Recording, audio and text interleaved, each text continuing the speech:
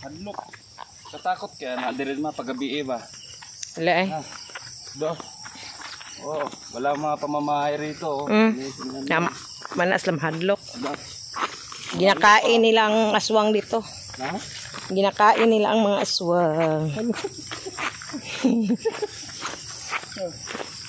Ano? Tingnan mo tayo. Wala mga pamamahay. Dito wala rin. It's okay. Baklay, gusto ni Dadre. Hala. Katakot. Alam, may natumba na punuan. Hala,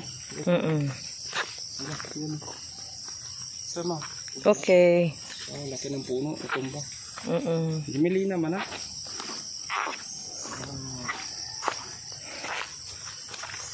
So, ganyan mga kabayan. Ang buhay bukid. So, ayan, makikita mo, alas punuan na lang. Kanyugan, nyug. Saging. Oh, ni Sambuanga. Part sa Sambuanga del Sur. Pagadian City. Sakit kami ng Pagadian City. Ayan.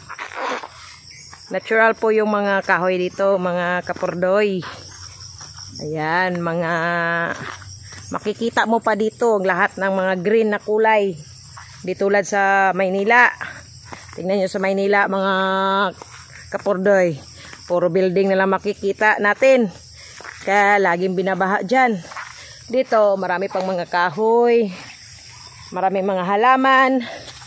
Kaya may nagprotekta sa ating mga lupa. O, pag may baha, yan. Safe tayo dito sa Sambuanga del Sur. Kasi marami pa tayong mga puno-puno dyan. Bawal sa amin dito na putulin mga kahoy. Kasi yan ang nakakatulong sa atin. Mga natural resources. O, di ba? Tingnan mo, ang dami pang kahoy. Ikutin mo yan, punong kahoy. Marami yan. Kaya kahit maglakad-lakad tayo araw-araw dito, safe tayo mga kabayan. Safe tayong lahat. O, diba? Puno, kakaiba. May puno pa. Bonsai, mangga na siya. Mangga. Purebuyag. Tabi po. Tabi lang. Oh, ang bilis maglakad ni Tupipong, oh. Kapit na kami sa bahay ng auntie ko. Ayan, lawak-lawak, oh. Yan na. Dito na kami. Oh. Okay. So, ayan. Ayan mga kabayan. So, ang sinasabi ko sa inyo na binili kong lupa dito na ang area. So, ang dito ng area sa kanan hanggang pakaliwa. Yan ang mga yan ang mga na-invest ko nakaraang taon. Ayun, pinataniman ko ng mais. Yan, ang mais na yan mga kabayan. Pwede na isugba. Sugbahin lang lahat yan. Tapos na yan, nagpabili din ako ng isang kabayo. Yan. Ang kabayo. Oh, may kanding ka pa. Kambing. Oh, may baka pa. Baka. Yan. Oh, yan. Yan ang mga na-invest ko nakaraang taon na habang ako ay nasa trabaho, nasa OFW kasi ako eh. Ayun.